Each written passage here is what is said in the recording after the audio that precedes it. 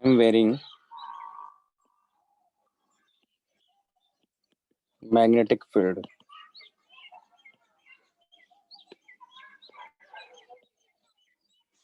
ठीक है,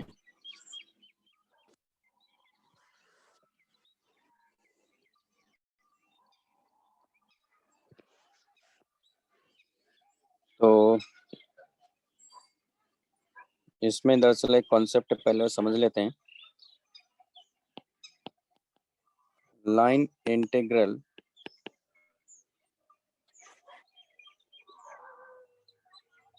of induced electric field is equal to the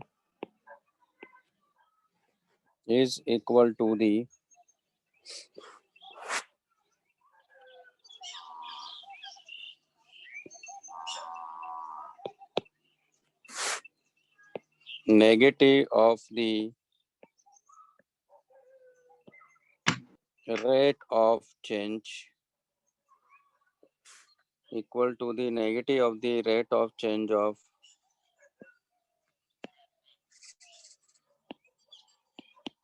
magnetic flux. Okay.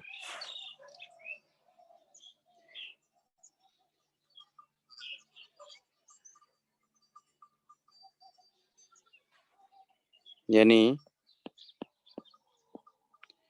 E vector dot dl vector line integral of induced electric field is line integral of induced electric field along closed loop is equal to the minus d phi by dt.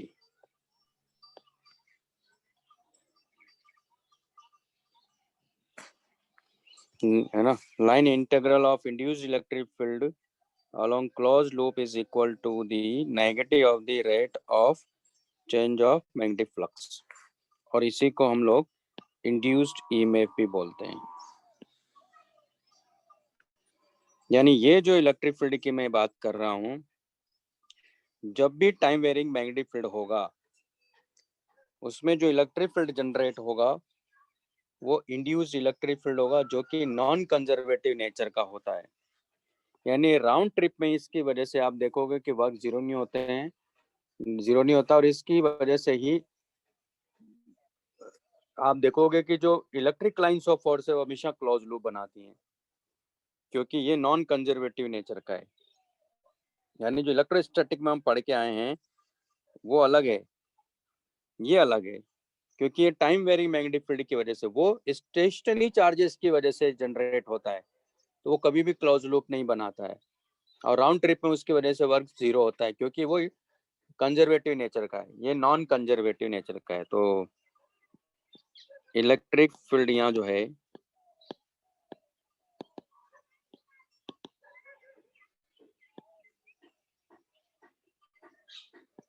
induced electric field, it is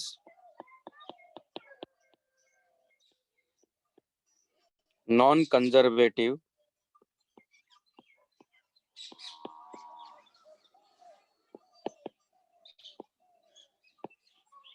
in nature.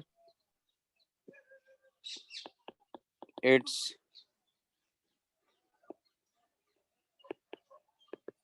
electric lines of force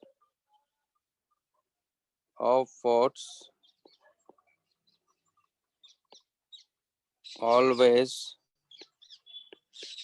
form closed loop.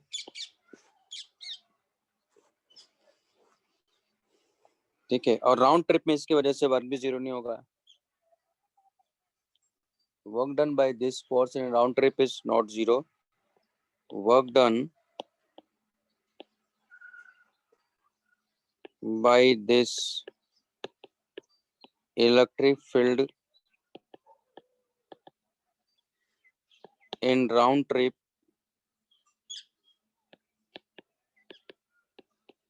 is not zero. Okay, ये point लिख लो पहले.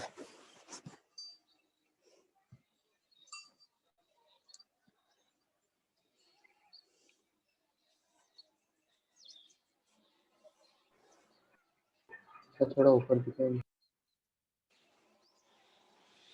बस ये तो था. नहीं दिख रहा है क्या? हाँ ठीक है सर, अभी दिखाएगा.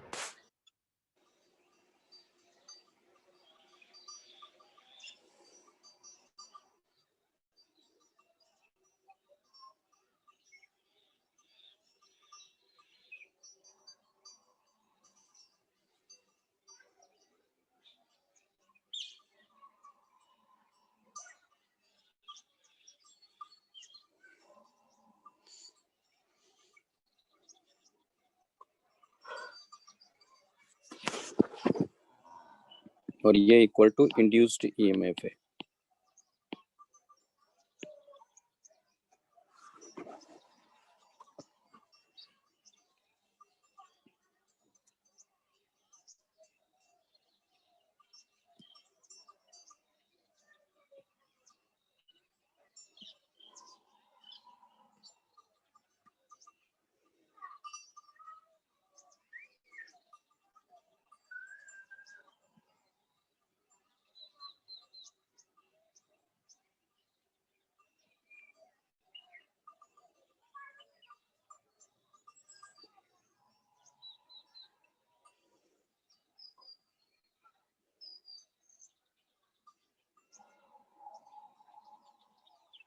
हो गया सर. अब हम क्या करेंगे यहाँ,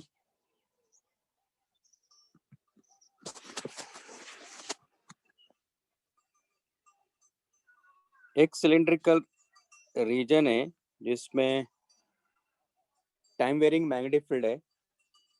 ओके, तो हम लोग यहाँ इलेक्ट्रिक फील्ड फाइंड करेंगे, है ना.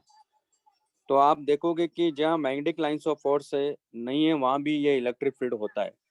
यानी टाइम वेरिंग मैग्नेटिक फील्ड के लिए जब भी टाइम वेरिंग मैग्नेटिक फील्ड होगा तो जरूरी नहीं कि जिस रीजन में मैग्नेटिक फील्ड है वही इलेक्ट्रिक फील्ड होगा. इलेक्ट्रिक फील्ड उसके बाहर भी होता है, ये प्रैक्टिकली भी देखा गया है ना. तो यहाँ हम उसी के बारे में बात करेंगे, यानी इंड्यूस्ड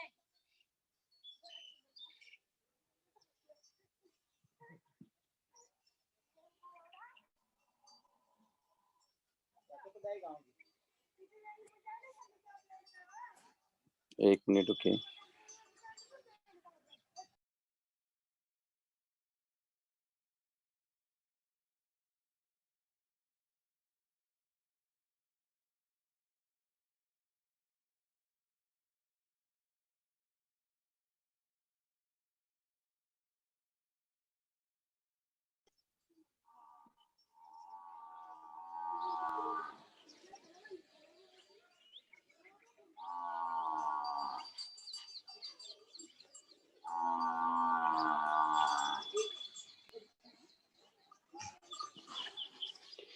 तो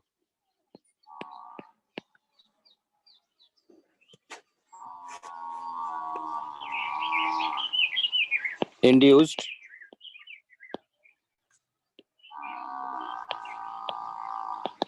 electric field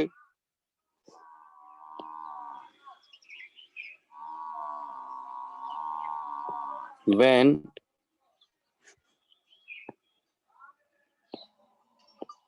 magnetic field is applied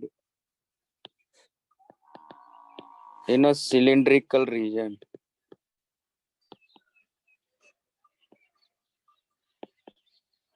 क्योंकि अगर मैं जैसे मैं बात कर रहा हूँ यहाँ इलेक्ट्रिक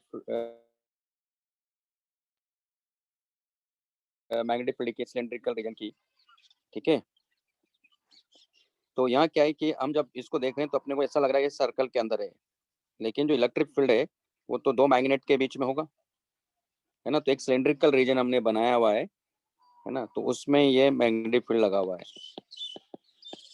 जो कि अपने को लग रहा है कि सर्कल के अंदर है।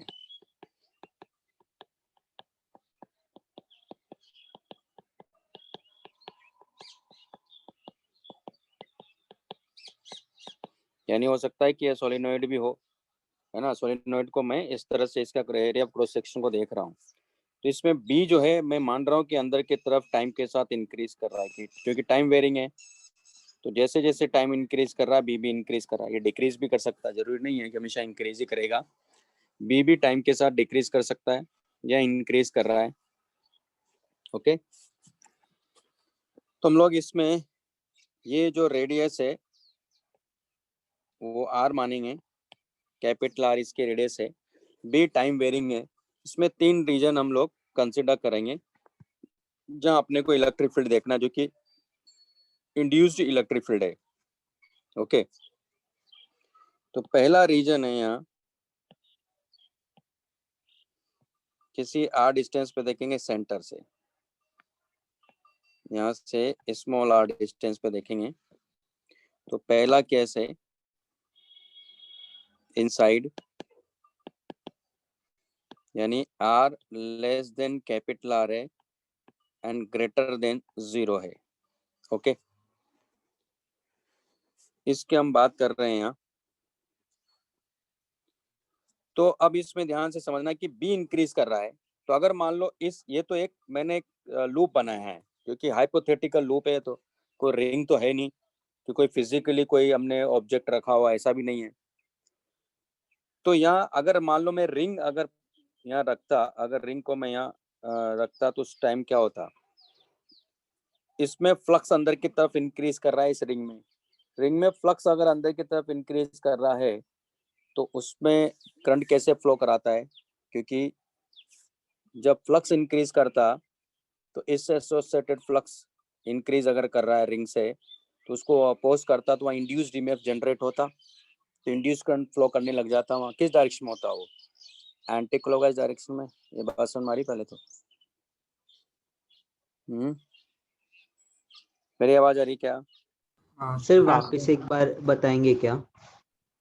अरे भाई, बी इंक्रीज कर रहा है अंदर की तरफ तो एंटी क्लॉकवाइज डायरेक्शन में तो करंट फ्लो करेगा ना। देखो ना आप भी तो यार, अपोज करता है ना। अगर मान लो रिंग होता तो मैं कह रहा हूँ इसकी जगह। हाँ सर, हाँ। ये बात सुनना है पहले तो।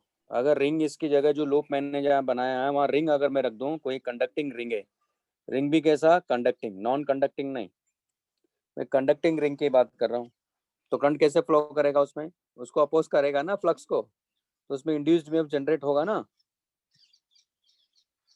हाँ सर, हाँ सर। तो करंट एंटी क्लॉकवाइज फ्लो करेगा। हमने ये पढ़ा कि इलेक्ट्रिक फील्ड की डायरेक्शन और इलेक्ट्रिक करंट की डायरेक्शन सेम होती है। ये पॉइंट याद है सबको, क्योंकि इलेक्ट्रॉन को फोर्स इलेक्ट्रिक फील्ड के अपोजिट लगता है। अभी समझ में आया? इलेक्ट्रॉन को फोर्स अगर अपोजिट डायरेक्शन में लगता है तभी तो अब उनकी उसके अपोजिट इलेक्ट्रिक करंट होता है। इलेक्ट्रिक करंट के अपोजिट तो इलेक्ट्रॉन्स मूव करते हैं, या इलेक्ट्रॉन्स के अपोजिट इलेक्ट्रिक करंट होता है। ये याद है? हाँ सर। तो इसका मतलब हुआ कि करंट की डायरेक्शन में इलेक्ट्रिक फील्ड होगा, है ना। तो जब भी बी इंक्रीज करेगा तो इलेक्ट्रिक फील्ड की डायरेक्शन इस तरह से होगी। तो वहां मैंने माइनस साइन वो इसलिए लगाया था लेंज लॉ के अकॉर्डिंग, यानी इलेक्ट्रिक फील्ड इस फ्लक्स को क्या करेगा है, उस डायरेक्शन होगा कि एक तरह से उसको अपोज करे, यानी इलेक्ट्रिक फील्ड की डायरेक्शन जो यहाँ होगी इस लूप के अलोंग वो इस डायरेक्शन में होगी, और हर पॉइंट इक्वल डिस्टेंस पर है, तो यहाँ मैग्नीट्यूड ई का क्या होगा, सेम होगा। और ये पूरी क्या होगी, ये क्लोज लूप है, क्योंकि जो इलेक्ट्रिक लाइंस ऑफ फोर्स है वो क्या कर रही है, यहाँ क्लोज लूप बना रही है इस तरह से। तो यहाँ क्या लिखेंगे, हमारे पास कॉन्सेप्ट क्या है, E vector dot D L vector for a close loop equal to D phi by D T minus के साथ। इसका तो मोड ले लेंगे, डायरेक्शन मुझे पता चली गई ई की, है ना। तो यहाँ डीएल क्या है, इस लूप के अलोंग चलेंगे हम लोग, तो ई डी एल, तो क्या हो जाएगा, ई और डी एल की डायरेक्शन सेम है, पूरे क्लोज लूप के लिए देखेंगे। और यहाँ D by D T, B तो हमारे पास सब जगह यही है, और इसका एरिया कितना है यहाँ, पाई आर स्क्वायर। तो ये हो जाएगा हमारे पास में E into two pi R equal to, ये हो जाएगा पाई आर स्क्वायर, और ये मिलेगा D B by D T. तो आप देख रहे हो कि यहाँ जो इलेक्ट्रिक फील्ड अपने को मिला, इंड्यूस्ड इलेक्ट्रिक फील्ड, वो है R by two D B by D T, यानी ये इलेक्ट्रिक फील्ड यहाँ जनरेट होगा। और इसी को हम लोग क्या बोल रहे हैं, इंड्यूस्ड ईएमएफ भी इसी को बोल रहे हैं। ठीक है, लेकिन इलेक्ट्रिक फील्ड कितना जनरेट हुआ, R by two D B by D T. इतना इलेक्ट्रिक फील्ड सेंटर से आर डिस्टेंस पर इस पूरे लूप में अगर आप जाओगे तो हर पॉइंट पर ये इलेक्ट्रिक फील्ड होगा, जो कि उस लूप के क्या होगा, टेंजेंशियल डायरेक्शन होगा, क्योंकि ई और डीएल की डायरेक्शन यहाँ सेम है, और ये क्लोज लूप बनाएगा हमेशा। तो इस केस में ये कॉन्सेंट्रिक सर्कल बनाएगा, क्योंकि सिलेंड्रिकल रीजन में लगा हुआ है इसलिए। ठीक है, ये लिख लो पहले।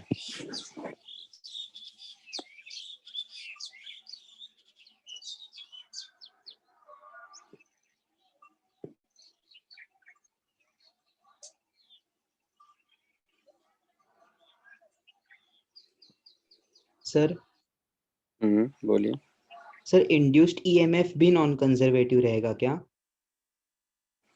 इंड्यूस्ड, अब जैसे इंड्यूस्ड ईएमएफ तो नॉन कंजर्वेटिव रहेगा बिल्कुल, वैसे भी ईएमएफ तो नॉन कंजर्वेटिव होता है। अगर आप जाओ वापस बैटरी वाले कॉन्सेप्ट पर, वहाँ जो हमने लिया था ईएमएफ क्या था, battery work force done by का battery work done. Force per unit charge, जो कि नॉन कंजर्वेटिव था। ठीक है, हाँ सर।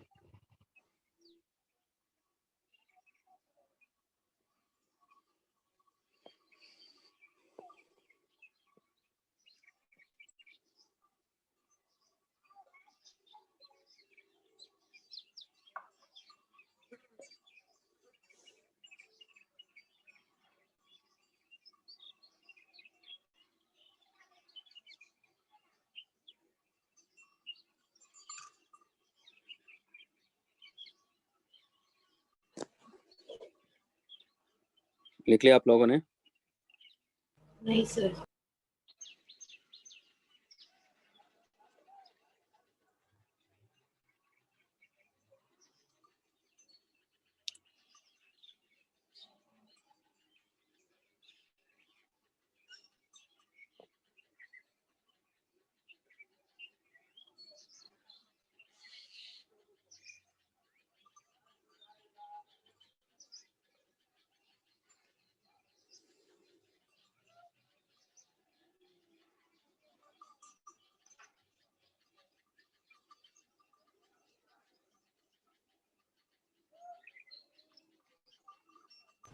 हाँ सर, हो गया।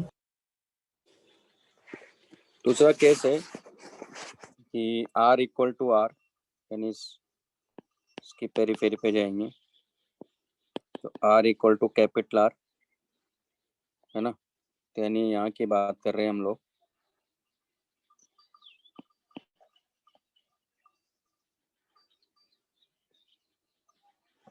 तो इस केस में आप देखोगे ये हो जाएगा E into two pi R equal to D by D T, ये हो जाएगा B into pi R square. तो पाई आर स्क्वायर को बाहर लेंगे, ये हो गया D B by D T, ये हो गया E into two pi R. यहाँ आप देखोगे कि E इक्वल टू आ गया R by two D B by D T. और अगर मैं आउटसाइड की बात करूँ अभी यहाँ, यानी R greater than capital R, तो उस केस में आप देखोगे कि ये हमारे पास में सिलेंड्रिकल रीजन है, इसमें मैग्नेटिक फील्ड लगा हुआ है, अंदर की तरफ है, टाइम के साथ ये इंक्रीज कर रहा है।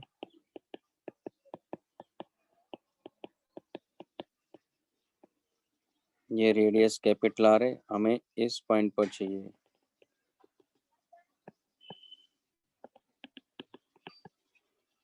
तो ये जो डिस्टेंस है यहाँ से सेंटर से ये आर है, इलेक्ट्रिक फील्ड कैसे होगा, यहाँ ऐसा होगा। ठीक है, लेकिन मैग्नेटिक फ्लक्स तो केवल कैपिटल आर स्क्वायर, जो कैपिटल आर रेडियस का जो सर्कल बना हुआ है उसी से चेंज हो रहा है। यहाँ क्या हो जाएगा, ई, ये तो हो जाएगा हमारे पास में E dot D L equal to D by D T, ये तो pi R square into B, लेकिन यहाँ ई और डी एल सेम है तो ई डी एल हो जाएगा pi R square D B by D T, लेकिन डी एल यानी ये होगा E into two pi into small R equal to pi R square D B by D T, यानी E equal to हो जाएगा R square by two R D B by D T.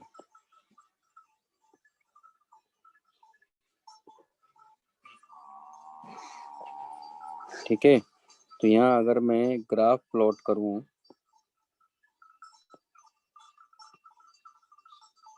तो ये small R है, तो आप देखोगे कि जीरो, यानी R equal to zero to capital are.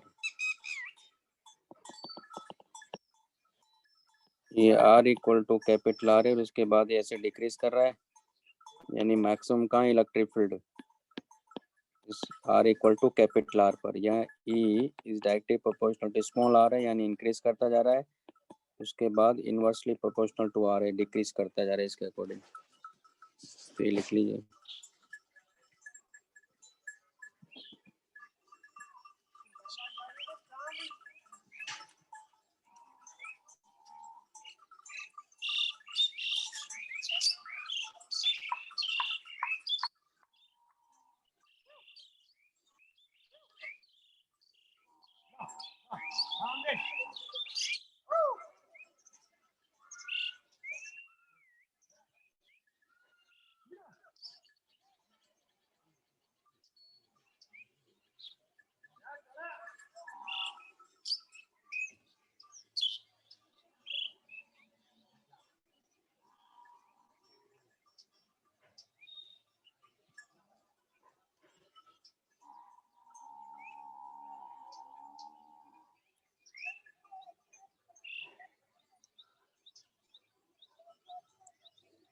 लिख लिया आप लोगों ने?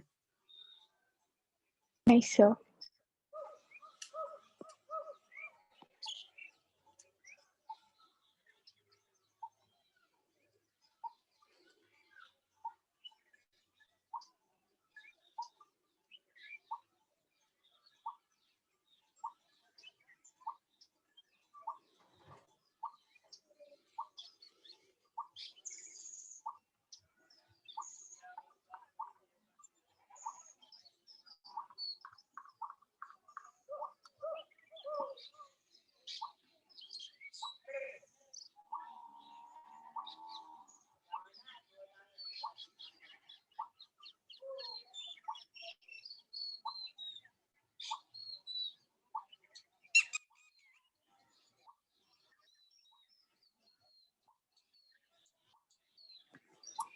लिख लिया? सर अब इसी टाइम वेरिंग मैग्नेटिक फील्ड में अगर मान लो हमने कोई रॉड रखा है या रिंग रखा है, उसमें किस तरह से इंड्यूस्ड ईएमएफ होगा उसके बारे में बात कर लेते हैं। या तो वह इलेक्ट्रिक फील्ड, यानी इलेक्ट्रिक फील्ड इस तरह से जनरेट हो रहा होगा। अब इलेक्ट्रिक फील्ड, ये जो इलेक्ट्रिक फील्ड है यही क्या करेगा, इलेक्ट्रॉन को सेग्रीगेट करेगा एक तरह से, है ना, क्योंकि इलेक्ट्रिक फील्ड होगा तभी तो अगर कोई रॉड रखा तो उसमें इलेक्ट्रॉन्स को क्या करेगा, सेग्रीगेट करेगा, तो उसमें क्या होगा, इंड्यूस्ड ईएमएफ होगा।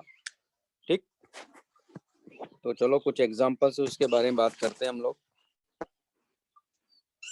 जैसे मान लो ये पहला एग्जांपल है,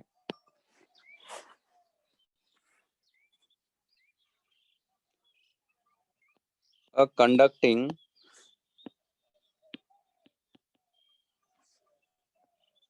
rod is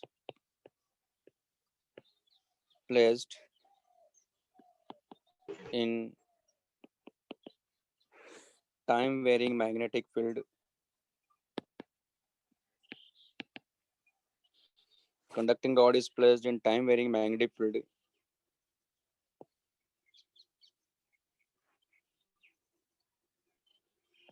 and rod crosses the center of the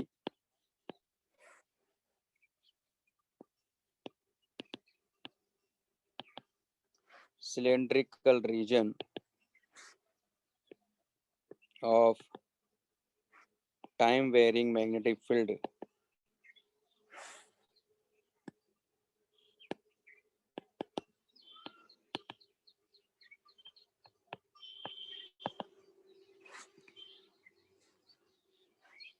Then induced EMF will be as, okay तो देखो क्या हो रहा है कि ये सिलेंड्रिकल रीजन है, इसमें ये टाइम वेरिंग मैग्नेटिक फील्ड है,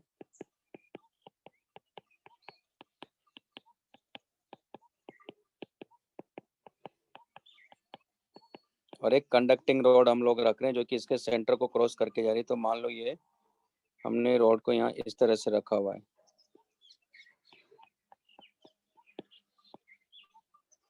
ठीक। ये कंडक्टिंग रॉड है, ये जो सिलेंड्रिकल रीजन है इसकी रेडियस आर मान लिया मैंने,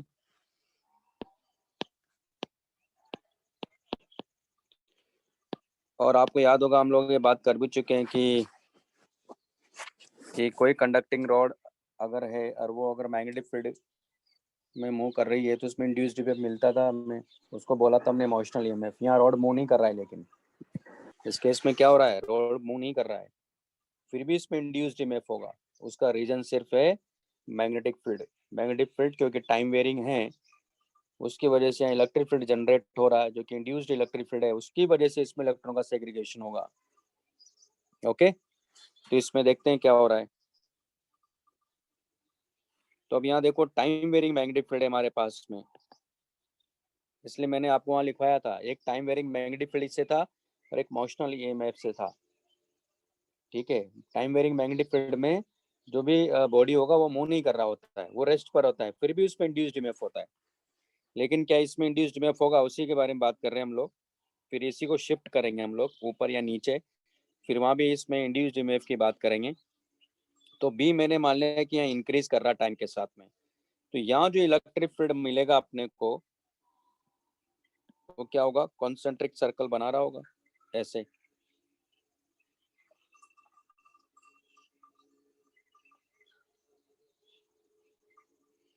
यानी लेकिन वो बी कैसे होगा, बी ऐसे होगा क्योंकि बी इंक्रीज कर रहा है ना।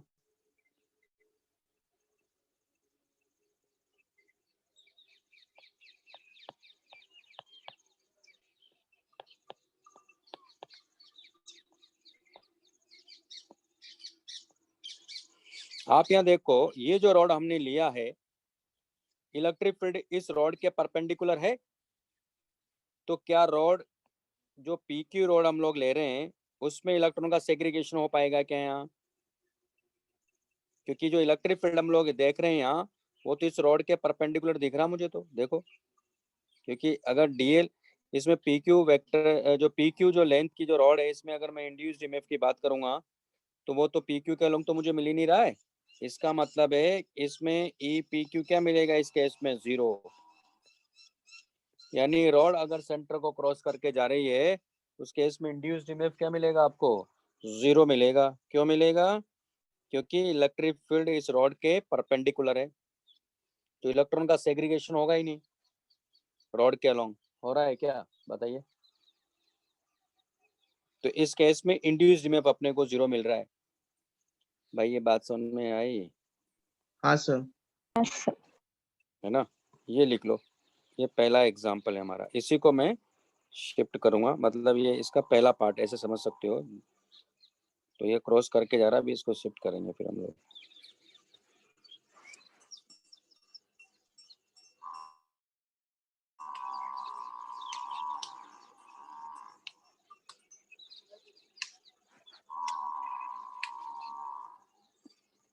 ये मैग्नेटिक फील्ड है।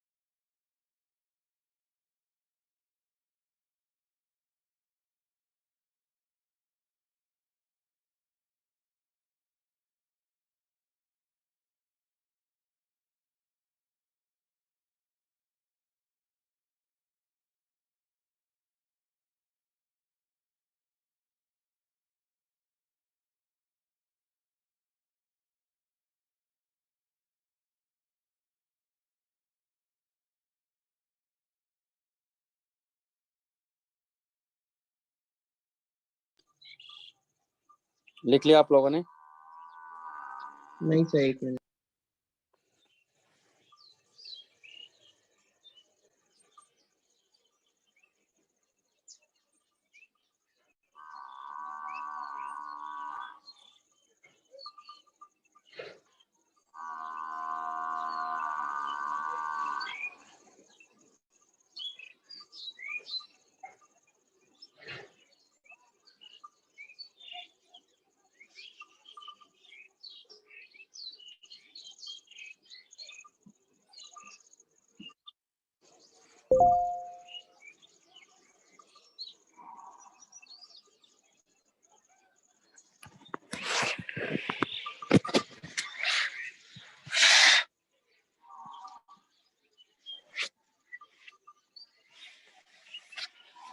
हाँ सर, हो गया। अब इसी को नेक्स्ट एग्जांपल में ये सेम हमारे पास में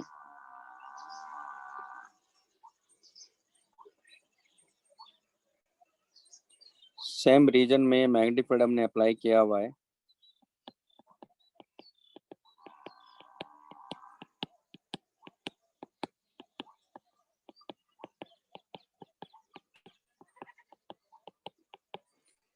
बी टाइम का फंक्शन इंक्रीज कर रहा है, तो ये रॉड को मैं यहाँ शिफ्ट कर दिया है।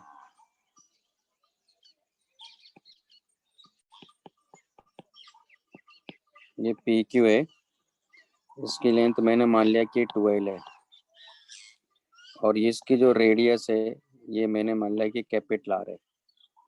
इसको इससे मिला लेता हूँ, ये पॉइंट ओ है, ये फ्लक्स है यहाँ। अब अपने को इसमें चाहिए, तो अब ध्यान से समझिएगा, देखो इसको, ये ऐसे कॉन्सेंट्रिक सर्कल बना रहे हैं,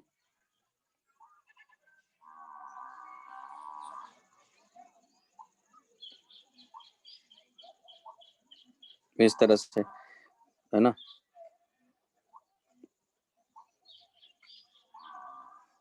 तो अब यहाँ देखो, अगर आप इस पॉइंट पर आते हो तो इलेक्ट्रिक फील्ड की डायरेक्शन किधर है? इधर है ना। इस पॉइंट पर अगर आप आते हो तो इलेक्ट्रिक फील्ड की डायरेक्शन किधर है? इधर है। इस पॉइंट पर अगर आप आते हो तो इलेक्ट्रिक फील्ड की डायरेक्शन इधर है। इस पॉइंट पर आओगे तो इलेक्ट्रिक फील्ड की डायरेक्शन इधर है। ये बात समझ मारी। इस पॉइंट पे जाओगे तो इलेक्ट्रिक फील्ड की डायरेक्शन इधर है। इस पॉइंट पे जाओगे तो इलेक्ट्रिक फील्ड की डायरेक्शन इधर है। अब यहाँ ध्यान से देखिए, इलेक्ट्रिक फील्ड को अगर आप रिजोल्व करो तो एक कंपोनेंट इसका इधर आ रहा है, एक कंपोनेंट ये आ रहा है, एक कंपोनेंट इसका ये आ रहा है, एक कंपोनेंट ये आ रहा है। उसी तरह इसका एक कंपोनेंट इधर आ रहा है, एक कंपोनेंट इधर आ रहा है। उसी तरह इसका कंपोनेंट एक इधर आ रहा है, एक इधर आ रहा है, एक इधर आ रहा है, एक इधर आ रहा है, एक इधर आ रहा है, एक इधर आ रहा है। तो जो परपेंडिकुलर कंपोनेंट है वो तो सेग्रीगेट नहीं करेगा, लेकिन जो पी से क्यू डायरेक्शन में जो इलेक्ट्रिक फील्ड का कंपोनेंट है वो क्या करेगा? इलेक्ट्रॉन को इधर पुश करेगा। तो ये क्या हो जाएगा? नेगेटिवली चार्ज, क्या हो जाएगा? Positively charge. ये बात समझ में आई? इसका मतलब इसमें इंड्यूस्ड ईएमएफ होगा क्योंकि इलेक्ट्रॉन का सेग्रीगेशन हो रहा है। अब इस इंड्यूस्ड ईएमएफ की वैल्यू क्या होगी? तो अब आप यहाँ देखो, ओ पी क्यू ओ एक ट्राइंगल बन रहा है।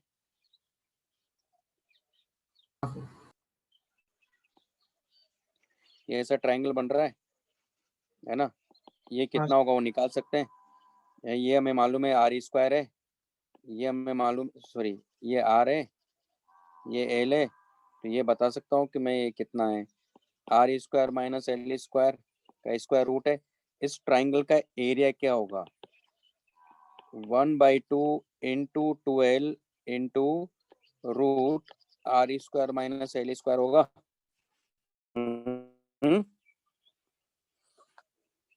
ये पॉइंट ओ, ये पी, ये क्यू, ये समझ में आया पहले तो?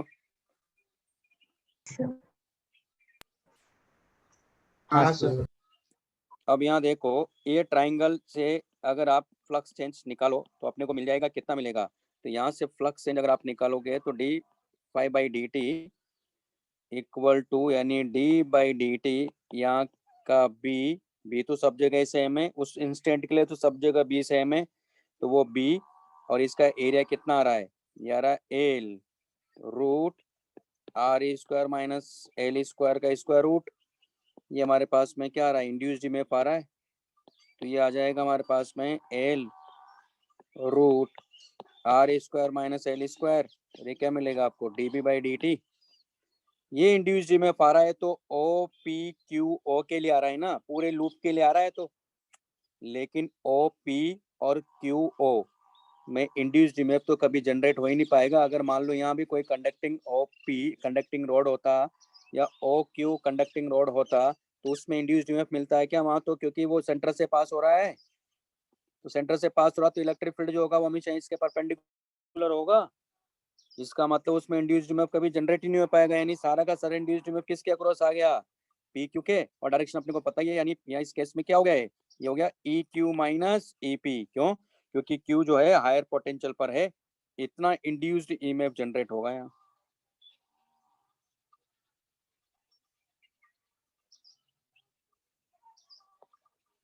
इतना इंड्यूस्ड ईएमएफ इसमें जनरेट होगा, यही आंसर है इस केस के लिए। ये लॉजिक समझ में आया सबको? हाँ सर। तो लिख लो इसको।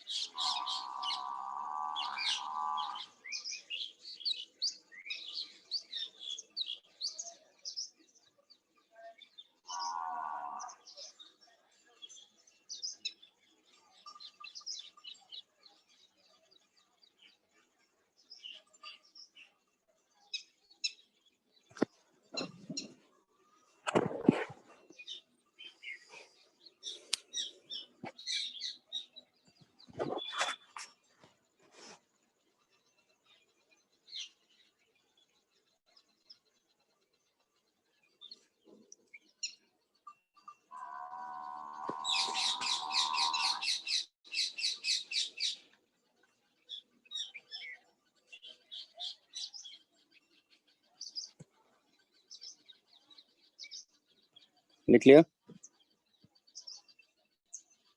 नहीं सर, एक मिनट।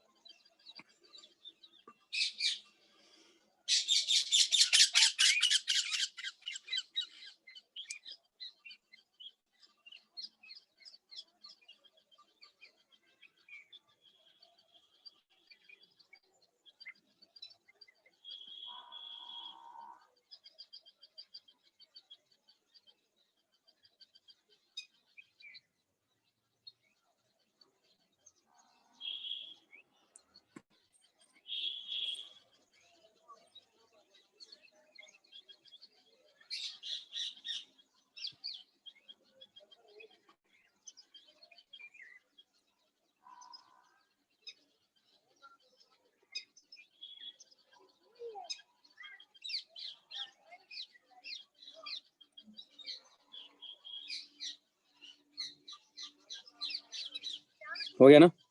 हाँ सर। तो ये हमारे पास में time varying magnetic field stated. अब इसमें हमारे कुछ क्वेश्चंस थे जो रह गए थे क्योंकि हमने किए नहीं थे। एग्जाम्पल 1 से 5 तो आप कर लीजिएगा, ये आप कहो तो कर ही लेते हैं पहले।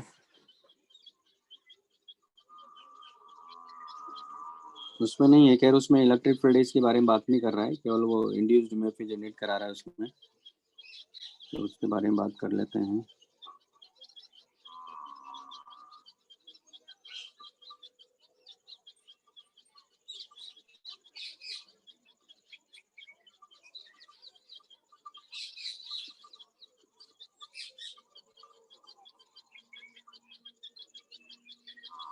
जैसे आप देखो, पहला क्वेश्चन तो खैर हो ही जाएगा। एग्जाम्पल 1 देखो आप, इसका 1 2 सब हो जाएगा, है ना।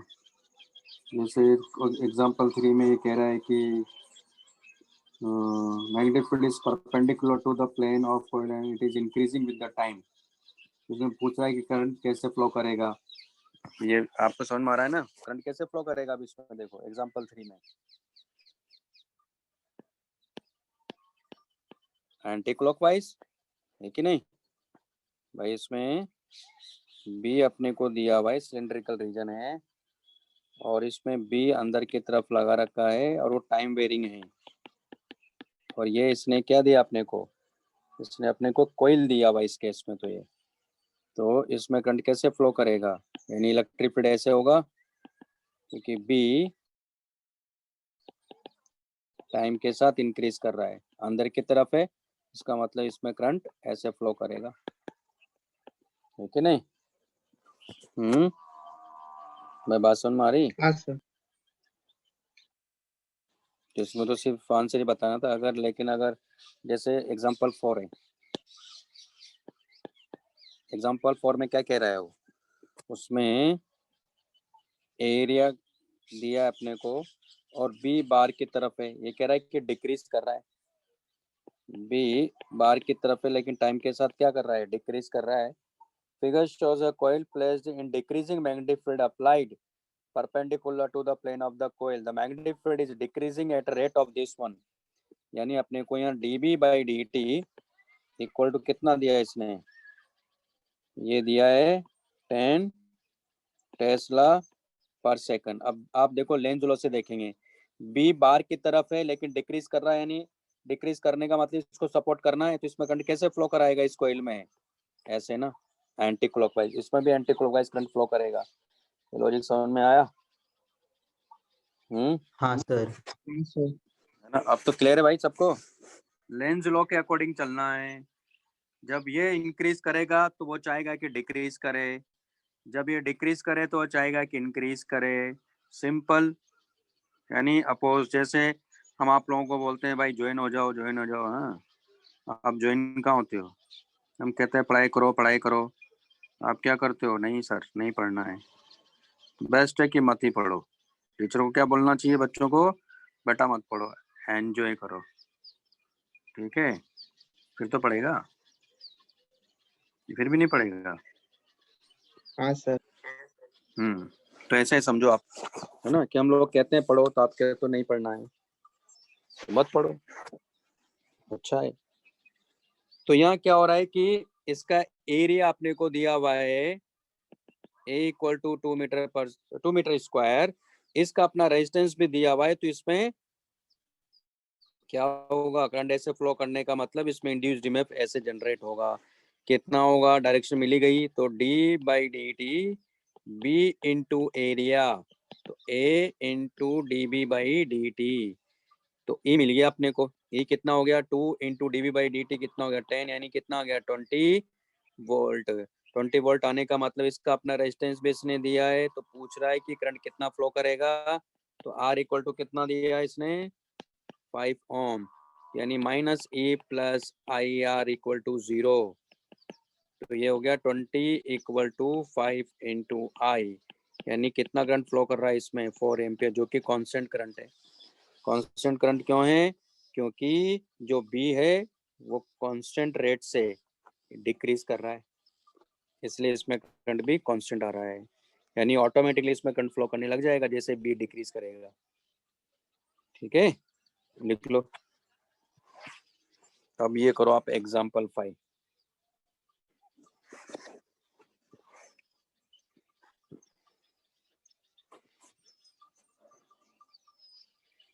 ये इसकी इंटेंसिटी वेरिएशन आपके वहां भी नजर आ रहा है क्या इसमें यार?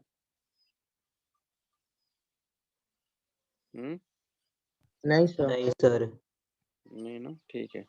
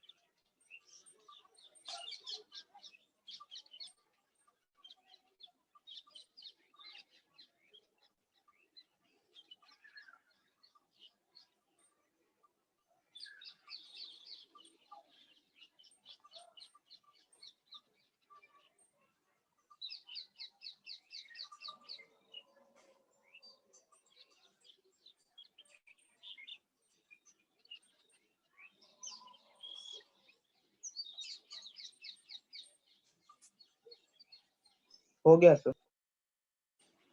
क्वेश्चन नंबर 5 हो गया। हाँ सर। अरे वाह, क्या समझ में आया, लेकिन आपको इसमें कुछ समझ में आया, करंट कैसे फ्लो कर रहा है उसमें?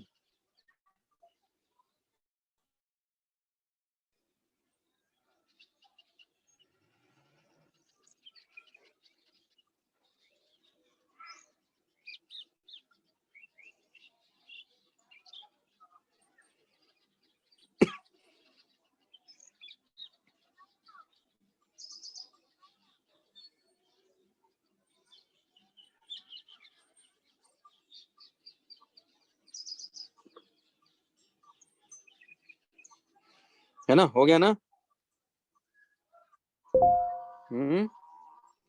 बाकी लोगों से भी हो गया? हाँ सर। तो सिंपल ही था क्वेश्चन, तो है ना, सिंपल ही है, कह रहे ऐसा तो कुछ है नहीं, बताने की जरूरत है इसमें।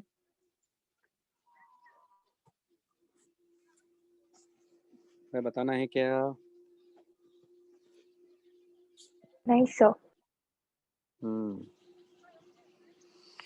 तो चलो ये कॉन्सेप्ट भी हो गया।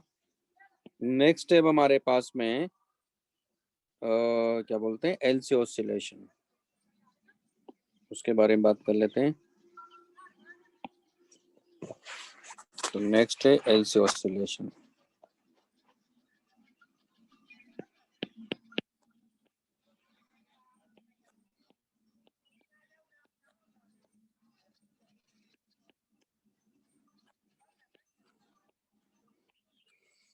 तो दरअसल इसमें क्या होगा कि एक सर्किट है जिसमें कैपेसिटर है और इंडक्टर है, कोई बैटरी नहीं है, कोई रजिस्टर नहीं है।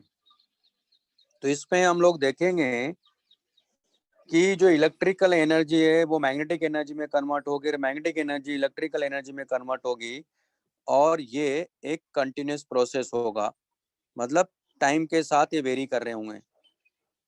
हरी बात समझ में? यानी एक तरह से पीरियोडिकली चेंज होता रहता है। यानी इसका मतलब है कि मैग्नेटिक एनर्जी इलेक्ट्रिकल एनर्जी में, इलेक्ट्रिकल एनर्जी मैग्नेटिक एनर्जी में, उसका क्या हो रहा है, यहाँ ऑसिलेशन हो रहा है।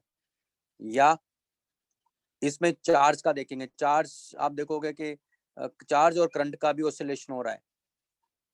तो इसको हम बोलते हैं एलसी ऑसिलेशन, क्योंकि ये इंडक्टर और कैपेसिटर के बीच में ही है, इसलिए इसको एलसी ऑसिलेशन बोला गया है। इसकी अपनी एक फ्रीक्वेंसी भी होगी, उसके बारे में बात करेंगे। यानी सिस्टम की अपनी फ्रीक्वेंसी होगी, है ना। और ये सिस्टम वैसा ही होगा जैसा हमने स्प्रिंग ब्लॉक सिस्टम देखा। जैसे स्प्रिंग ब्लॉक सिस्टम में मैकेनिकल एनर्जी क्या होती है, कांस्टेंट होती है। यहाँ भी एनर्जी कांस्टेंट रहेगी, वो मैं आपको मैथमेटिकली प्रूव करके ही बताऊंगा। तो वहाँ मैकेनिकल एनर्जी कांस्टेंट होती है। तो वहाँ क्या होता है, इलेक्ट्रिक जो स्प्रिंग की जो एनर्जी है, यानी जो इलास्टिक एनर्जी है वो काइनेटिक एनर्जी में कन्वर्ट होती है, काइनेटिक एनर्जी इलास्टिक एनर्जी में कन्वर्ट होती है, और इस तरह से वहाँ ऑसिलेशन चलता रहता है। सेम वही कॉन्सेप्ट यहाँ भी है, ठीक। तो कैसे है, तो क्या होगा, यहाँ ये एक कैपेसिटर है,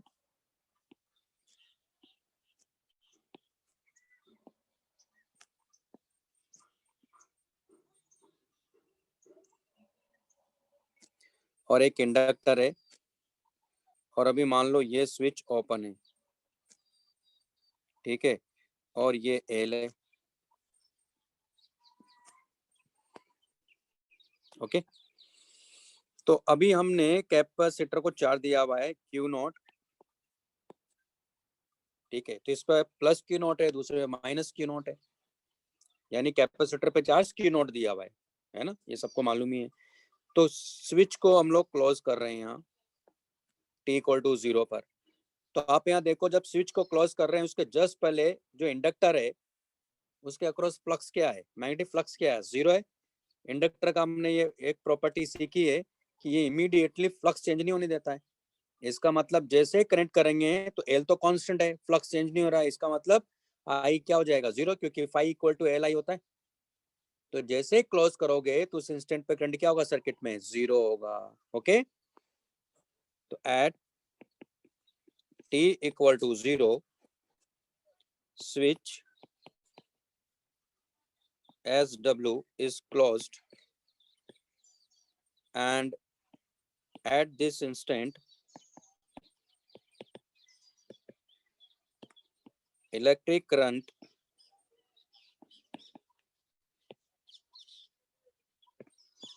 in circuit will be 0। उसका रीजन मैं आपको बता चुका हूँ, ओके। तो हमने इसको क्लोज कर दिया t इक्वल टू 0 पर। अब मैं बात कर रहा हूँ एट टाइम t की। एट टाइम t क्या हो रहा होगा, ये कैपेसिटर है,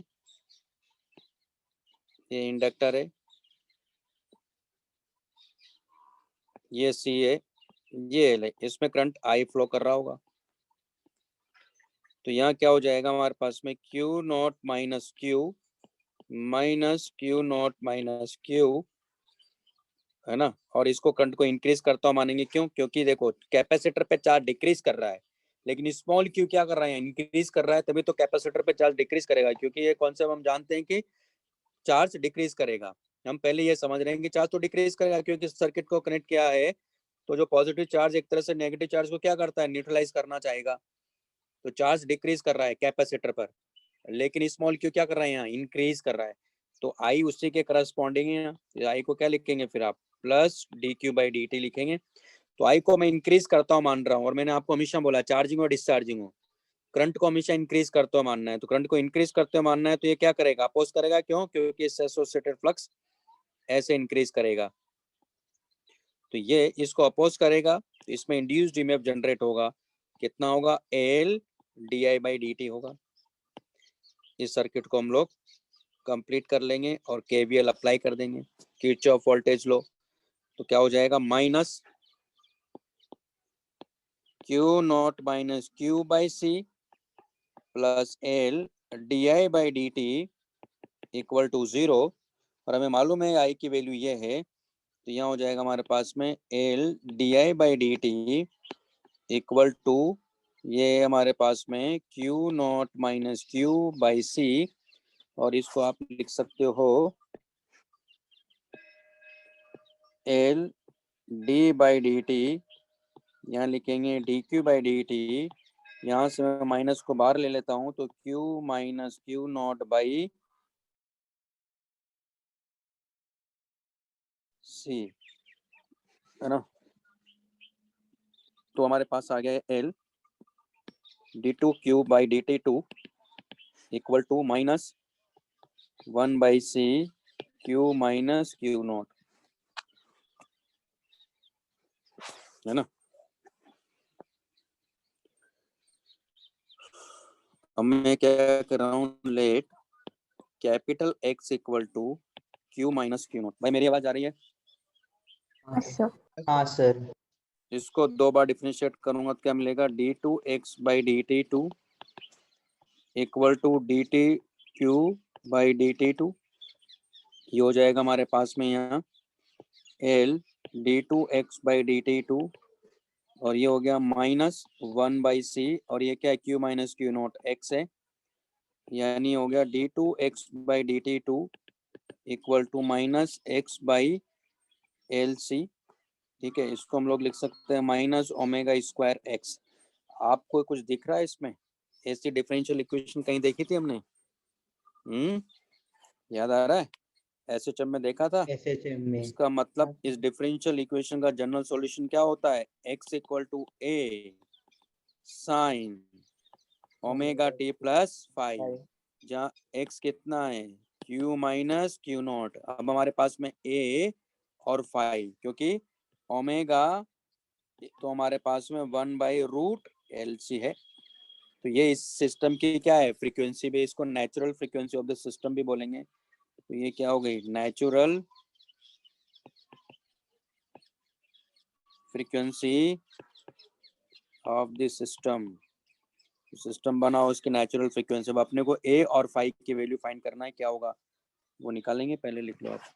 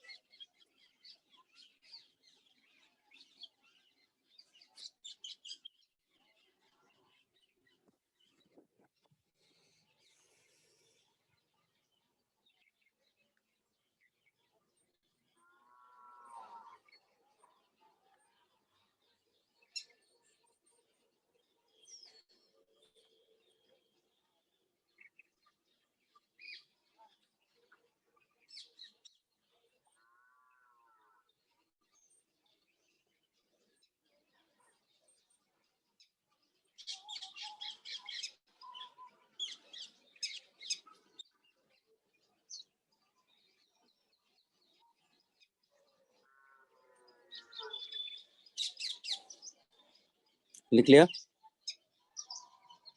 नहीं हाँ सर। सर। एक मिनट रुको।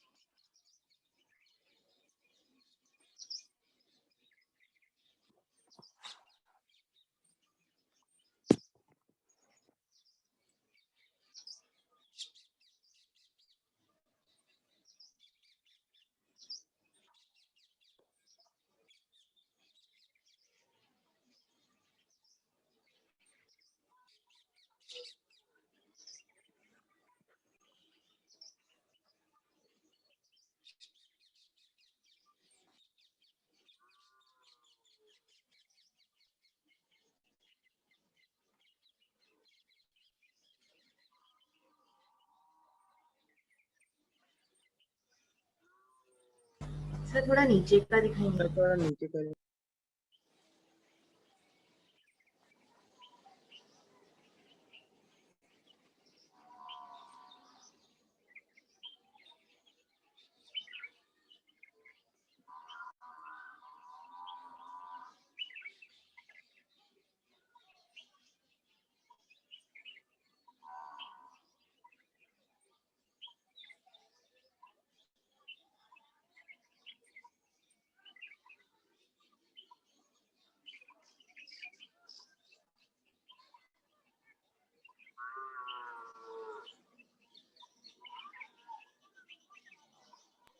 हाँ सर हो गया। अब यहाँ देखो t इक्वल टू 0 पे करंट क्या था, 0 ही था, यानी इसको डिफरेंशिएट करेंगे तो डी क्यू क्यू नॉट तो कांस्टेंट है, तो D Q by D T equal to A omega cos omega T plus five, ये क्या हमारे पास में इलेक्ट्रिक करंट है, तो at t equal to 0 I equal to 0, तो 0 equal to A omega cos 0 plus five, ये 0 हो नहीं सकता, इसका मतलब क्या हुआ, फाइव को वैल्यू क्या होना चाहिए आप, पाई बाई टू, तो देयरफॉर फाइव इक्वल टू क्या होना चाहिए, पाई बाई टू, तो हमारे पास आ गया यानी Q minus Q naught equal to A sine omega T plus pi by two, यानी ये हो गया ए cos omega T.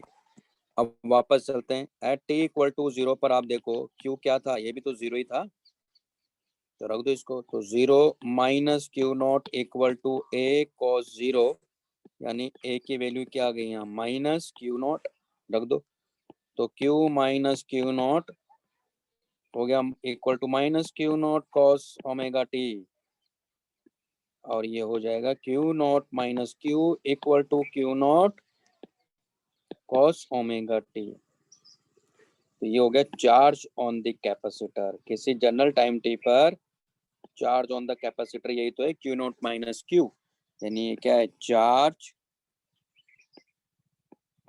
On the capacitor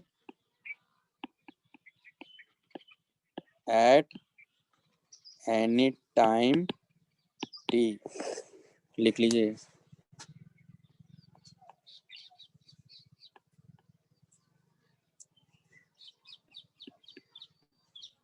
sir ऊपर करिए ना।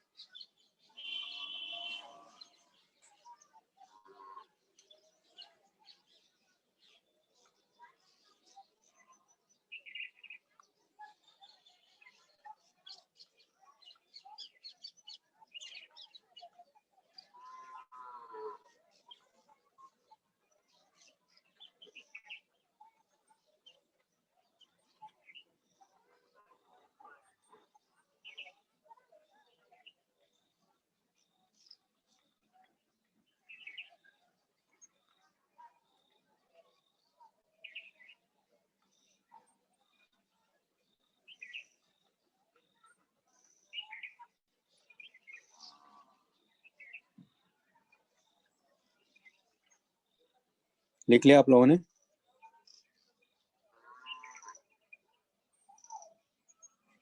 मेरी हाँ आवाज आ रही है? हाँ सर। अब यहाँ देखो, आप करंट की बात करते हैं, इसी को डिफरेंशिएट करेंगे, इस इक्वेशन को, जब इसी को आप डिफरेंशिएट करोगे तो क्या मिलेगा, 0 minus D Q by D T equal to minus Q naught omega sine omega T यानी D Q by D T जो कि इलेक्ट्रिक करंट है equal to Q naught omega sine omega T, या ये हो गया I naught sine omega T, या I not क्या है, ये आई मैक्स ही तो है, क्योंकि आपको ये मालूम है इस फंक्शन की मैक्सिमम वैल्यू क्या है, आई नॉट है, यानी इसका मतलब आई मैक्स ही हो गया है। और ये इक्वल टू कितना है, क्यू नॉट इंटू ओमेगा, या Q naught by root L C, ये मैक्सिमम करंट होगा। ठीक है, तो ये क्या हो गया हमारे पास में मैक्सिमम करंट है। अब यहाँ देखिए आप, ये साइन, ये देखो आप, ये पीरियोडिकली चार्ज चेंज कर रहा है, देखो इलेक्ट्रिक करंट भी देखो आप पीरियोडिकली चेंज कर रहा है कि नहीं कर रहा है, क्योंकि साइनसोइडल फंक्शन है ना, कॉस भी, कॉस और साइन, कॉस और साइन, कोसाइन जो है और साइन जो है दोनों क्या होते हैं, साइनसोइडल फंक्शन होते हैं। अब इतना तो गणित इतनी पढ़ ली कि अब सब आता होगा आप लोगों को, मेरे बोलने की जरूरत भी नहीं है इस बात में।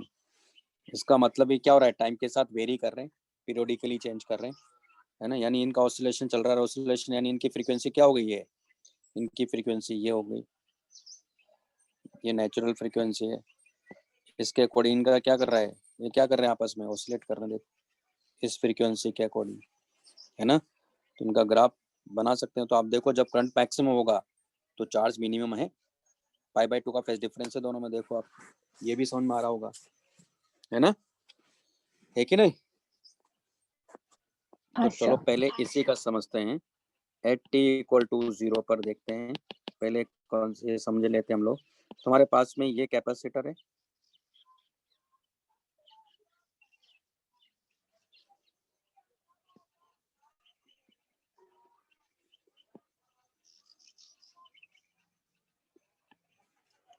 तो इस पर Q नॉट चार्ज है और यहाँ माइनस Q नॉट चार्ज है, और ये L है, और सर्किट में अभी करंट कितना है, यहाँ 0 है कनेक्ट करते ही। लेकिन जैसे आप T equal to T by 4 की बात करोगे तो आप ये देखोगे इस पे चार्ज 0 हो जाएगा और सर्किट में करंट क्या हो रहा है, यहाँ मैक्सिमम हो जाएगा।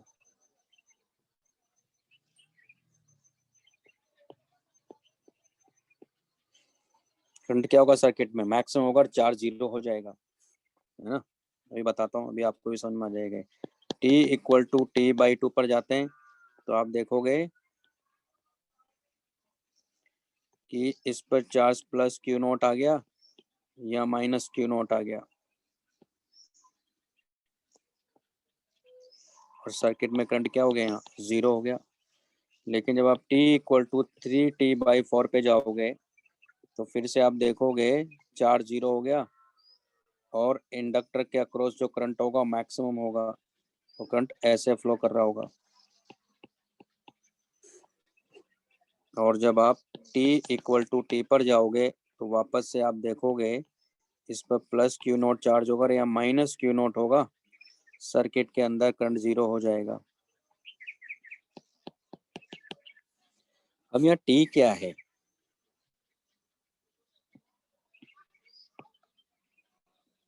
भाई ओमेगा इक्वल टू 2 पाई/कैपिटल T है ना, तो मैं T क्या ले रहा हूँ यहाँ, 2 पाई/ओमेगा ना। जब मैं T/4 की बात कर रहा हूँ तो T/4 का मतलब कितना हुआ, पाई/2 ओमेगा ना। रखो उस पर, इस वाली इक्वेशन में, इस वाली इक्वेशन पे रखो, क्या आ रहा है देखो, 0 चला रहा है वो। और इस वाली इक्वेशन में रखो तो क्या हो रहा है, आई नॉट करंट मैक्सिमम चला रहा है। फिर T/2 का देखो आप, T/2 का देखते हैं क्या हो जाए, माइनस हो गया, माइनस Q नॉट हो गया। माइनस Q नॉट मतलब जो प्लेट 1 है उस पर चार्ज क्या हो जा रहा है, प्लेट 1 पे माइनस Q नॉट हो जा रहा है, तो प्लेट 2 पे क्या हो जा रहा है, प्लस Q नॉट हो जा रहा है। फिर 3T/4 पे देखो, फिर से चार्ज 0 हो जा रहा है, करंट मैक्सिमम हो जा रहा है, लेकिन अपोजिट डायरेक्शन में करंट आएगा क्योंकि नेगेटिव आएगा इस बार करंट। फिर जैसे आप T रखोगे वापस से क्या हो जाएगा, पहली वाली प्लेट पे चार्ज वापस से प्लस Q नॉट है माइनस Q नॉट। ये लॉजिक समझ में आया? और नहीं समझ में आया तो अब समझ में आ जाएगा। स्प्रिंग ब्लॉक सिस्टम पहले ले लेता हूँ मैं। अच्छा पहले ऐसा करते हैं ना, एनर्जी का देख लेते हैं ना, पहले एनर्जी का देख लेते हैं। यहाँ एनर्जी क्या होगी, तो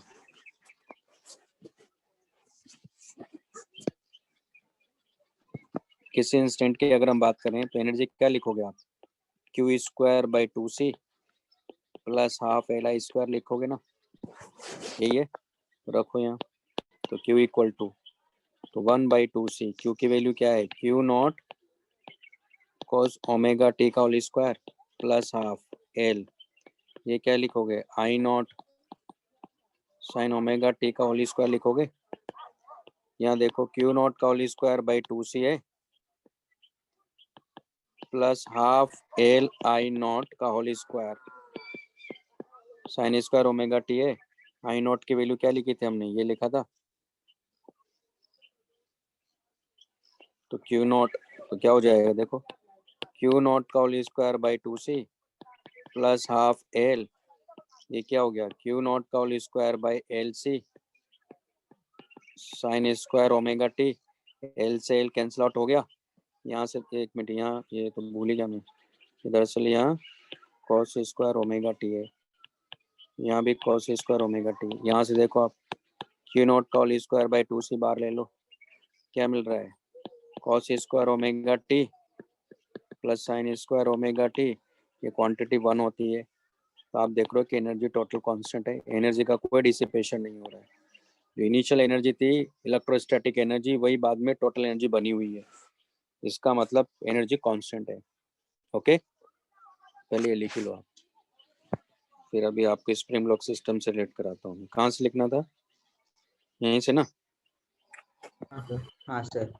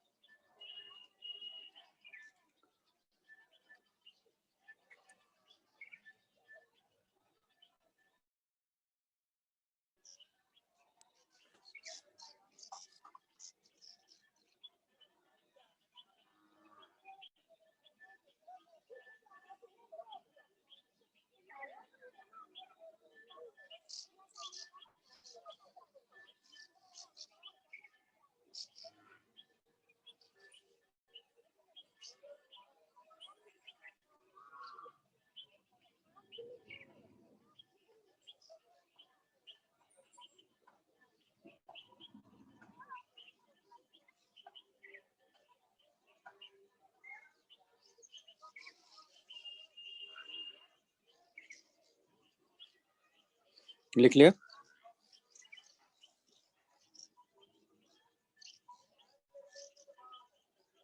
हाँ सर। हाँ सर।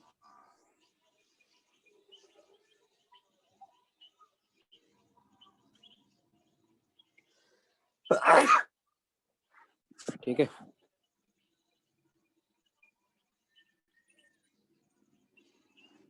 अब हम बात करते हैं स्प्रिंग ब्लॉक सिस्टम, इससे रिलेट करते हैं इसको, उससे रिलेट करेंगे तो चीज़ और अच्छे से समझ में आएगी आपको।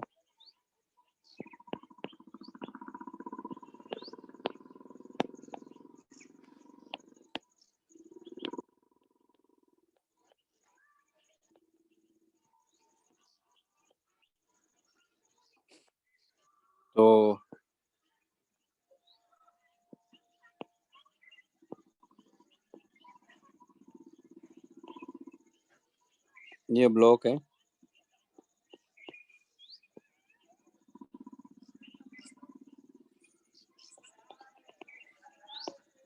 ये x इक्वल टू 0 है, यहाँ वेलोसिटी 0 है, ये एक्सट्रीम है, लेफ्ट एक्सट्रीम है, तो ये x equal to minus A naught है, ये राइट एक्सट्रीम है, यह वेलोसिटी 0 है, ये x इक्वल टू प्लस ए नॉट है। आप यहाँ देखो कि अगर मैं कहता हूँ कि t इक्वल टू 0 यहाँ चूज करता हूँ मैं, तो आपको मालूम होगा कि x इक्वल टू मुझे ए नॉट कॉस ओमेगा टी मिलता था।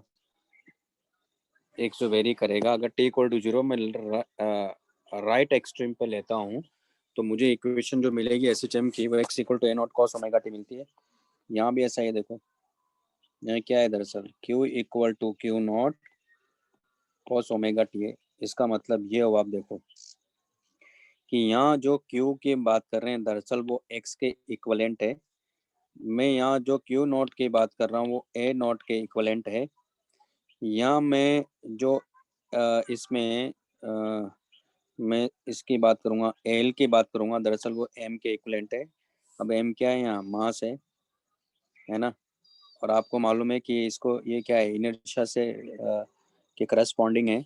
यहाँ मालूम है एल को क्या बोलते हैं, मैग्नेटिक इनर्शिया भी बोलते हैं, क्योंकि मास भी क्या करता है, अपोज करता है, यहाँ एल भी अपोज ही करता है। तो ये एम इसके इक्वलेंट है, और जो सी है दरअसल वो 1/k के इक्वलेंट है ना, और जो वेलोसिटी की हम बात करेंगे दरअसल वो आई है, और यहाँ ये वेलोसिटी है। तो ये आपस में ऐसे कनेक्टेड है, यानी आई मतलब यहाँ की वेलोसिटी की बात करेंगे तो वो आई है यहाँ, ठीक है। तो सेम वही कॉन्सेप्ट यहाँ भी है, आप करके देखो, वही सेम वही है। तो यहाँ क्या हो रहा है, देखो t इक्वल टू 0 पर यहाँ है, तो जब ये पार्टिकल यहाँ जाएगा, तो पार्टिकल अगर यहाँ गया तो t इक्वल टू 0 पर यहाँ से यहाँ गया, मान लो कितना टाइम लेता है, t इक्वल टू t/4 लेता है। यानी कि सारी की सारी इसकी एनर्जी जो है वो किस में कन्वर्ट हो जा रही है, काइनेटिक एनर्जी में, यानी पोटेंशियल एनर्जी काइनेटिक एनर्जी में कन्वर्ट हो जाएगी। फिर यहाँ से जब यहाँ जाएगा यहाँ वेलोसिटी 0 हो जा रही है, यानी t इक्वल टू t/2 पर सारी की सारी जो पोटेंशियल जो काइनेटिक एनर्जी है पोटेंशियल एनर्जी में कन्वर्ट हो गई, लेकिन वहाँ पोलरिटी क्या हो रही है, वहाँ ऊपर चार्ज की पोलरिटी चेंज हो जा रही है। वही तो देखा हमने वहाँ, देखो t/2 क्या हो रहा है, ये माइनस हो गया, लेकिन अभी भी चार्ज तो क्यू नॉट ही आया इस पर, बस प्लेट पे पोलरिटी चेंज हो जा रही है, ठीक है। उसके बाद जब वापस लौट के आएगा यहाँ,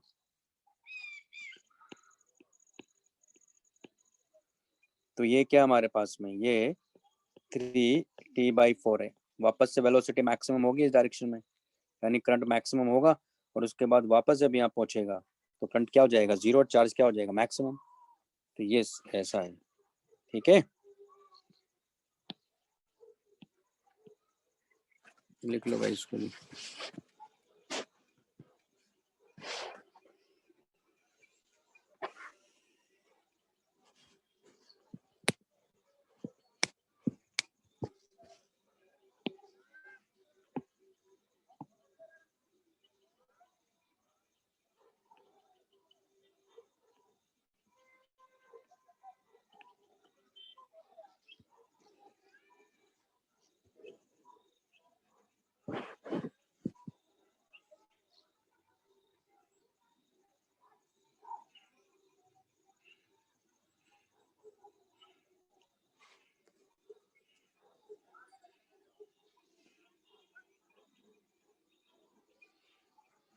लिख लिया आप लोगों ने?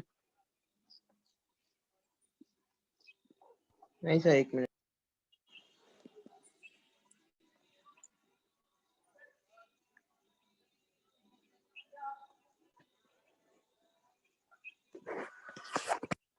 जैसे इसमें क्वेश्चन है,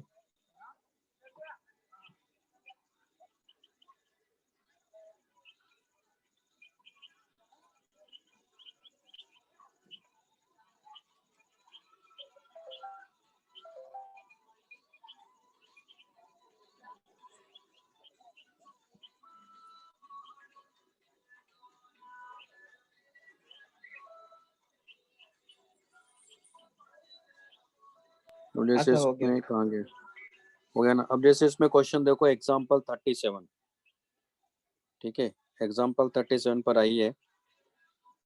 इसमें क्या हो रहा है, consider LC oscillation circuit, circuit elements has zero resistance initially at t equal to 0, all the energy is stored in the form of electric field and plate 1, इसने देखो बताया पहले मेंशन क्या है, plate 1 is having positive charge। तो कह रहा है at time t equal to t1 plate 2 attains half of the maximum positive charge for the first time, value of t1 बताना है। इसको सोचिए थोड़ा, फिर मैं तो बता ही दूंगा, करिए आप लोग।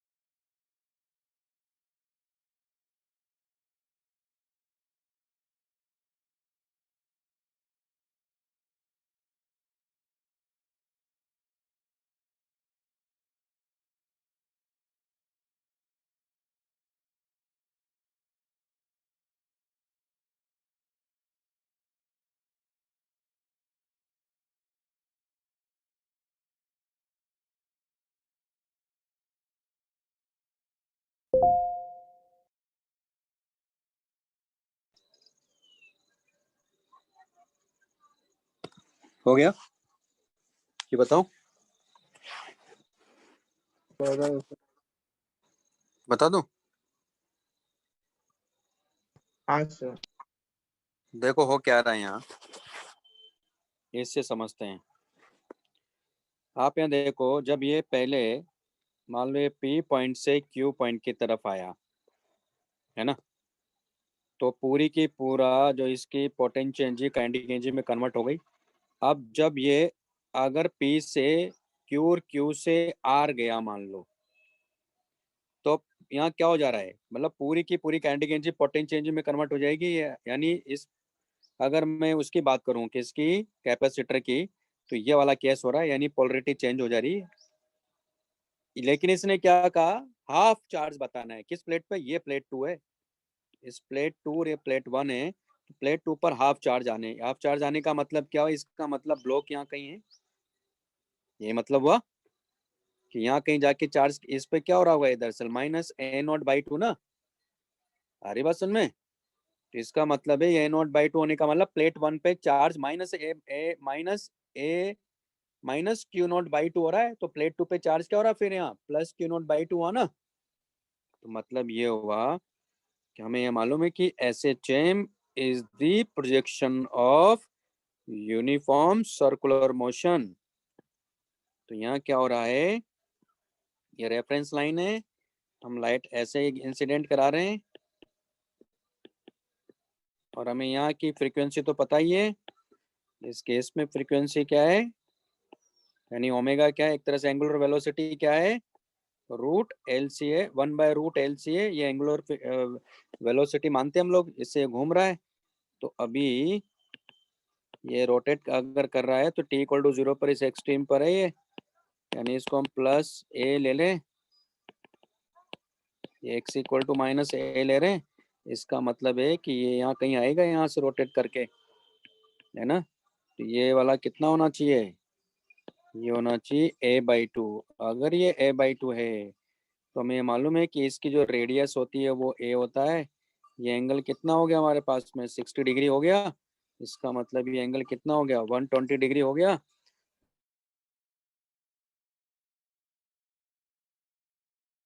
यानी t = 0 पर यहाँ था।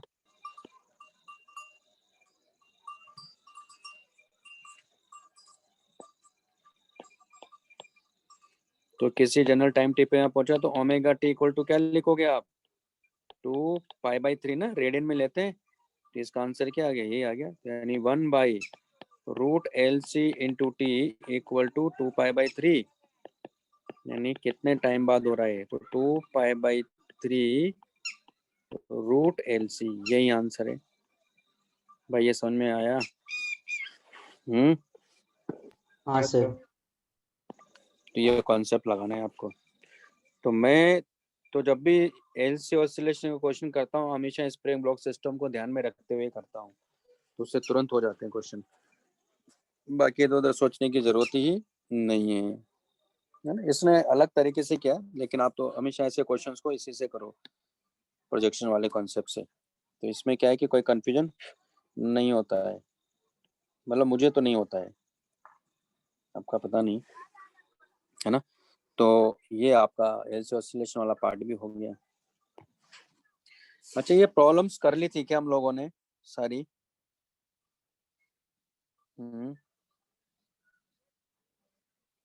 मैंने आपको होमवर्क में दिया था कि प्रॉब्लम्स, नहीं तो अब ये प्रॉब्लम्स आपको करनी है, ये मैं डिस्कस करूंगा।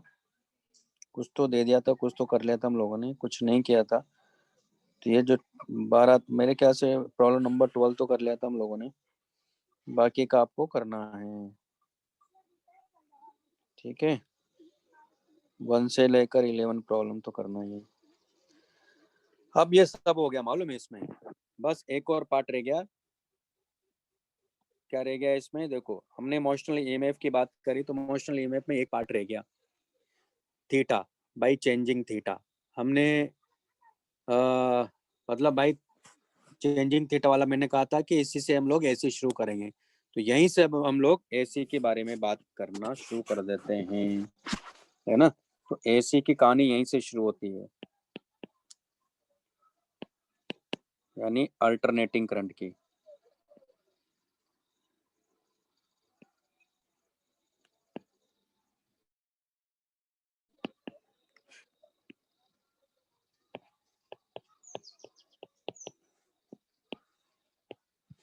तो यहीं से मैं बात करने जा रहा हूं, तो यानी इंड्यूस्ड ईएमएफ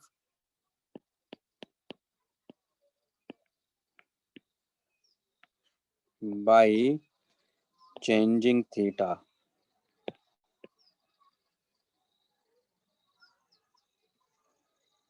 थीटा मतलब एंगल दे, यहाँ दे, क्योंकि हमें मालूम है फाई इक्वल टू क्या लेते हैं हम लोग, B vector dot A vector. तो बी ए कॉस थीटा। हमने एरिया का भी चेक कर लिया, एरिया चेंज करते हुए भी देखा था हमने। बी का देख लिया कि बी अगर वेरी कर रहा है तो क्या हो रहा है, अब रह गया थीटा। तो इससे रिलेटेड कॉन्सेप्ट की हम बात करने जा रहे हैं, यहीं से हम लोग अल्टरनेटिंग करंट की बात करेंगे, ठीक है। तो मैं बता देता हूँ इसको भी, क्योंकि उससे हमारा ईएमआई कंप्लीट हो जाएगा। तो यहाँ से क्या करेंगे, एक, क्योंकि इसमें आपके यहाँ एक F6 क्वेश्चन भी दिया हुआ है पार्ट 1 एक्सरसाइज 1 पार्ट 1 में, मैं उसी क्वेश्चन को ले रहा हूँ, है ना, उसी के अकॉर्डिंग चल रहा हूँ मैं यहाँ। तो वो उसमें एक सर्कुलर रिंग दिया उसने, उससे कोई फर्क नहीं पड़ता है सर्कुलर रिंग लो या स्क्वायर रिंग, स्क्वायर लो, स्क्वायर लूप लो, कोई भी लो, ठीक है। मेन है कॉन्सेप्ट। तो मान लो ये रिंग हम लोग लेते हैं और ये डायमीटर के अबाउट ये रोटेट कर रही है, यूनिफॉर्म मैग्नेटिक फील्ड है यहाँ, जो कि इसके प्लेन के परपेंडिकुलर है, और ये ओमेगा से रोटेट कर रही है।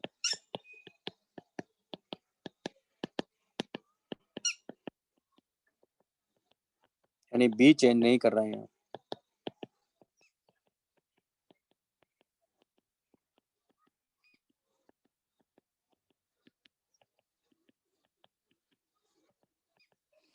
इसकी जो रेडियस है रिंग की, ये सर्कुलर कोइल है, ठीक है, इसकी अपनी रेडियस है आर, और ये डायमीटर के अबाउट ओमेगा से रोटेट कर रही है। तो मैं यहाँ एरिया, अब देखो हम डायरेक्ट इसमें करंट तो फ्लो कर नहीं रहा है, करंट तो तब फ्लो करेगा जब ये रोटेट करेगी, इससे एसोसिएटेड फ्लक्स चेंज होगा, है ना, तो इसमें करंट फ्लो करेगा।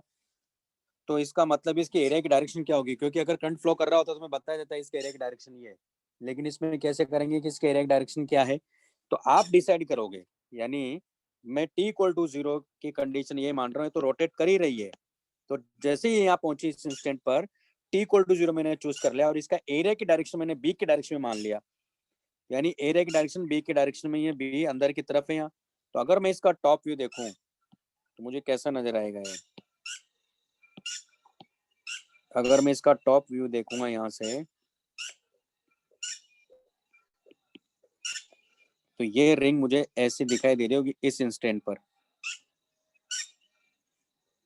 है ना, और ये इसका वो एक्सिस जो है यहाँ से पास हो रही है, और ये ओमेगा से ऐसे घूम रहा है, और इस इंस्टेंट पर मैग्नीट्यूड तो क्या ऐसा ही है, इसमें तो मैग्नीट्यूड तो चेंज ही नहीं कर रहा है, मैग्नीट्यूड में और डायरेक्शन में दोनों में कांस्टेंट है, यानी यूनिफॉर्म मैग्नीट्यूड है। तो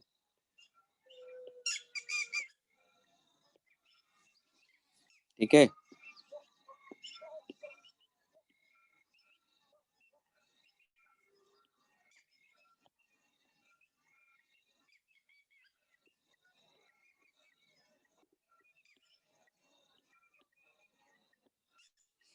तो आप ये देखो, ये हमारे पास में किसी टाइम टी बाद ये रिंग ऐसे हो जाएगी, है ना, क्योंकि ये ऐसे रोटेट कर रहा है ना।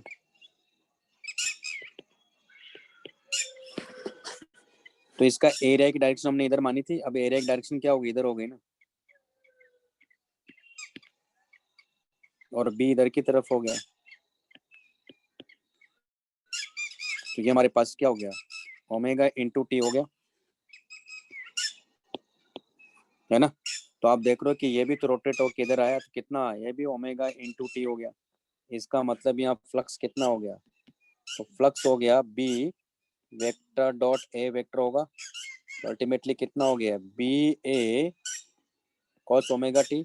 लेकिन ये तो एक टर्न का हो ना, अगर इसमें नंबर ऑफ टर्न अगर एन हुए हैं, तो एन से मल्टीप्लाई करेंगे ना, तो यानी हमारे पास में फ्लक्स आ गया N B A cos omega T. इसको डिफरेंशिएट कर दो, तो D phi by D T equal to आ गया minus N B A omega sine omega T, और हमें मालूम है कि E equal to minus D phi by D T, क्योंकि डायरेक्शन का आता पता नहीं है, इसलिए इसको ऐसा लेना पड़ेगा। तो N A B W sine omega T, और E इक्वल टू आ गया हमारे पास में E naught sine omega T, जहाँ E नॉट की वैल्यू क्या है, एन ए बी डब्ल्यू है,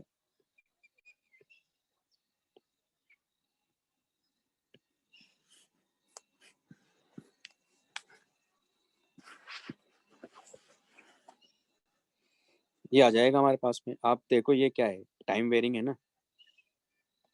ना, साइनसोइडल है, और ये जो वोल्टेज है ना, इसी को हम बोलते हैं एसी वोल्टेज। क्यों, क्योंकि एसी का मतलब क्या है, अल्टरनेटिंग। अल्टरनेटिंग वोल्टेज का मतलब क्या है कि half cycle positive, half cycle क्या है यहाँ नेगेटिव है,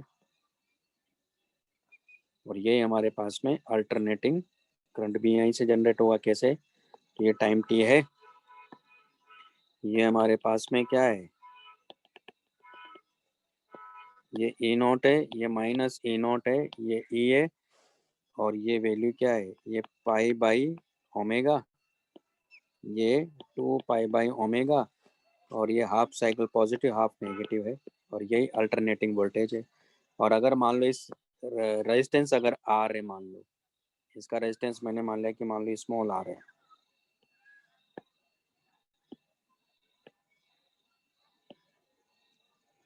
है ना।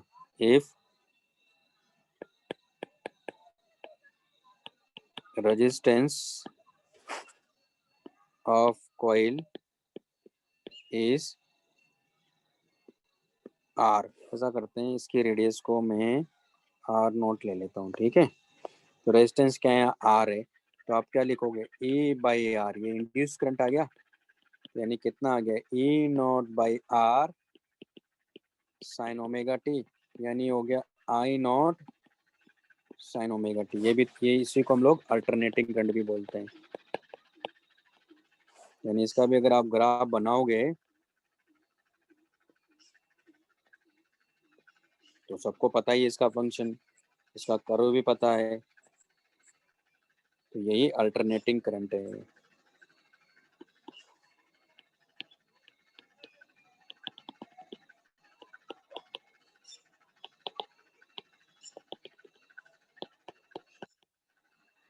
तो half cycle positive, half negative, half positive, half negative, ठीक है। और इसी को हम लोग ऐसे भी बोलते हैं, लिख लीजिए इसको।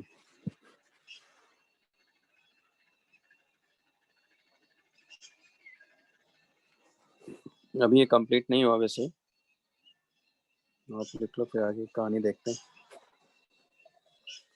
इसके बाद भी क्लास है क्या आपकी? हाँ सर। हाँ हाँ सर। सर।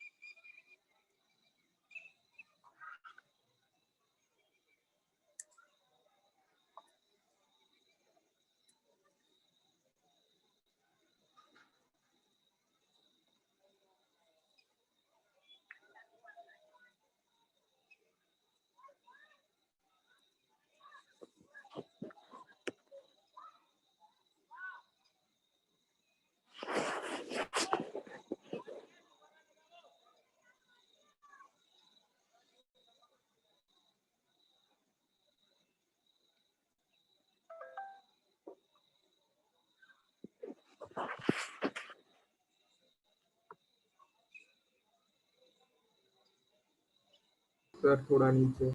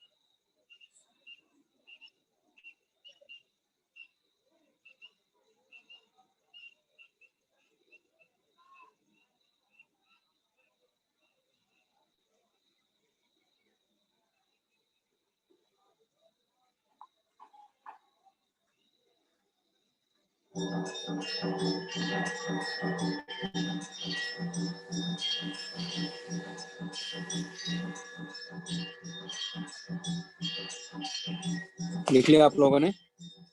हाँ सर, थोड़ा नीचे। हाँ सर। चलो आज इतना ही करेंगे, ठीक है। नेक्स्ट क्लास से फिर इसके एवरेज और आरएमएस वैल्यू के बारे